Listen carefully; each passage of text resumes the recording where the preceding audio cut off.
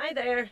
This article comes from the Letterkenny and District Christmas Annual 2016, and it's an article by Kieran of Letterkenny Historical Society, and it's called Letterkenny and the Legacy of 1916. So, the town of Letterkenny holds slight links to the events of Easter week 1916. Joseph Sweeney from Burton Port, who fought at the GPO, attended St Eunan's College prior to attending St Enda's and Rathfarnham, for example, while the father of Connor and Ewan McGinley, who fought alongside Sweeney, hailed from nearby Glenswilly. The fact that the Pearce brothers, Padraig and Willie, worked on the sculpture of the pulpit of the Four Masters in St Eunan's Cathedral has been well documented, while Maud Gaughan, wife of Major John McBride and muse of W.B. Yeats, once stayed at Mount Southwell Place while visiting Bishop O'Donnell in the 1890s. However, by far the biggest link that the town has to the Easter Rebellion of 1916 is, without doubt, the legacy that it left behind. Prior to that seismic year in Irish history, the town of Letterkenny was seen as a stronghold for constitutional nationalism through the form of significant support for both the Ancient Order of Hibernians and the Irish Parliamentary Party. However, a combination of various local and national events ensured that a more radicalised element rose to the fore after 1916, culminating in the landslide victory for Sinn Féin in the 1918 general elections and the end of the Irish Parliamentary Party. Owing to its Ulster plantation origins and its position as a garrison town, it is no surprise to note that up to the late 19th century, Letterkenny was largely seen as a town loyal to the Crown, dominated by Protestant ascendancy merchants and landowners. By the dawn of the 20th century, however, the rise in nationalism in the by now Catholic-dominated town of Letterkenny was clearly evident. In 1891, for example, the number of parliamentary voters for Letterkenny was reported as 792 nationalists and 467 unionists. At this time, the United Irish League and the Ancient Order of Hibernians had become popular throughout the country in raising nationalist support, and branches soon appeared locally. Joseph Devlin, MP from Belfast, had reorganised the Ancient Order of Hibernians from 1905, and its members largely came from supporters of the Irish Parliamentary Party, with their shared goal of Home Rule. Key to the success of the Ancient Order of Hibernians in Letterkenny was without doubt the influence of the Bishop of Raphoe, the Most Reverend Dr. Patrick O'Donnell, and his administrator in the cathedral, Father John McCafferty. To counter the formation of the Ulster Volunteer Force by Edward Carson, nationalists formed the Irish Volunteers, and at a meeting in the Literary Institute in April 1914, a corps was formed in Letterkenny. By September of that year, Home Rule received the royal assent, and the nationalists of Letterkenny took to the streets to celebrate. Houses throughout the town were decorated with flags and bunting, while at Sentry Hill, the market square, and at various street junctures, large bonfires blazed, and all around the town the hilltops and hillsides were lit up with at least 2,000 nationalists taken to the streets. However, as we know, their dream of Home Rule was never to be realised. When the GPO was seized on Easter Monday 1916, there was an initial condemnation of the insurgents. In a meeting of the Letterkenny Guardians, reported on 6th of May 1916, 3 days after the shooting of Padraig Pearce, Chairman Philip Carroll commented on the revolt that had taken place in Dublin the week before. "Perhaps you would propose a resolution condemning the action of the men who created these troubles in Dublin." Mr. Edward Lynch responded, "I would not think twice about doing that." Mr. Carroll then stated, "I think it would be a proper thing to condemn the actions of these soreheads." When the clerk interjected that "you had better keep your names out of the press," Mr. Carroll responded, "Why should we? If a man hasn't the courage of his convictions, he may keep himself under the table."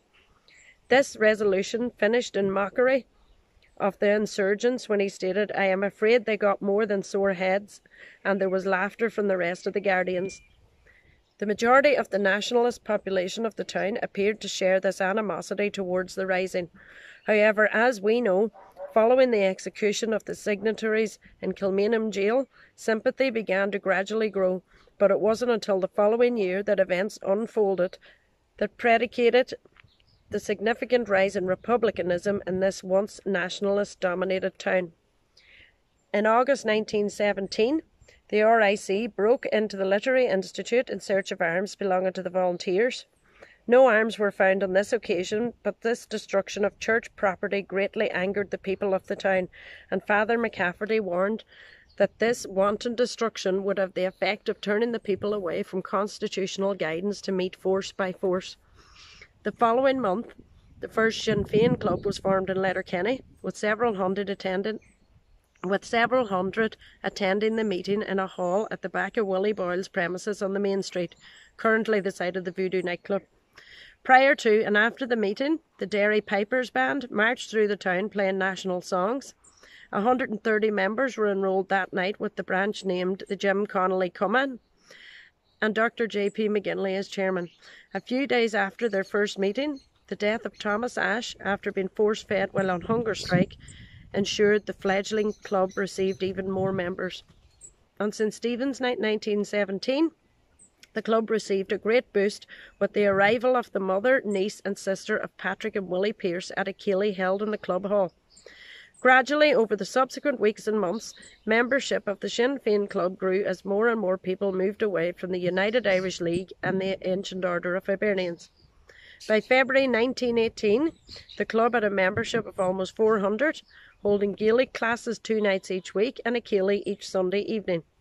In the same month, Eamon de Valera, accompanied by Sean McEntee and Sam O'Flaherty, arrived in the town on their tour of the North West.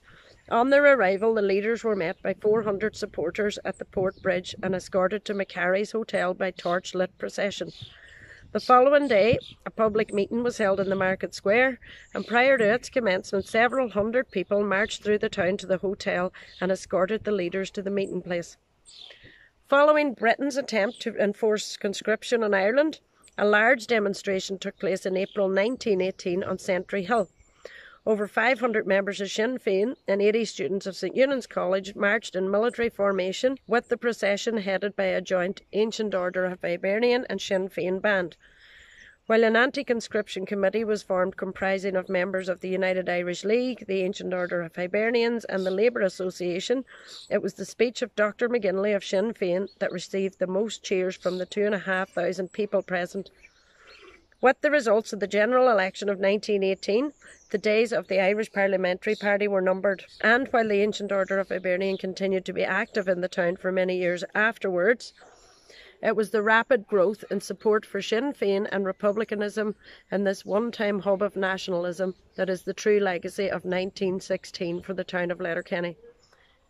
This political change in the outlook of the people locally was perhaps best expressed by Sean McMenamin, President of the West Donegal Executive of Sinn Féin, when he addressed a meeting in the Club Hall in 1917, stating that he never imagined that the day should come when there would be a Sinn Féin club in Letterkenny. Whenever, during the past 7 or 8 years, the men who called themselves the representatives of Ireland met with opposition or criticism elsewhere, they invariably referred to Donegal as their great stronghold and to Letterkenny as the capital of that stronghold. What could these men say now when their northern stronghold was studded all over with Sinn Féin clubs, and when the capital of that stronghold contained one of the largest and most promising clubs in the whole county? The people of Donegal, and the people of Letterkenny in particular, had been deeply sunk in the idolatry of Redmondism and parliamentarianism in the past, but that state of things exists no longer. And so, while Letterkenny does hold slight links to the events of Easter 1916, the most lasting influence of that week of turmoil in our nation's capital 100 years ago is without doubt the legacy it left behind in the hearts and minds of the people of the town. For so long a hub of nationalism and home rule in the North West, the actions of a small band of rebels in Dublin ensured forever that things would no longer be the same for the people of Letterkenny, as everything that they once knew would now be changed utterly. With the War of Independence and Civil War looming in the immediate years thereafter, a terrible beauty was indeed about to be born. Thank you. Bye-bye.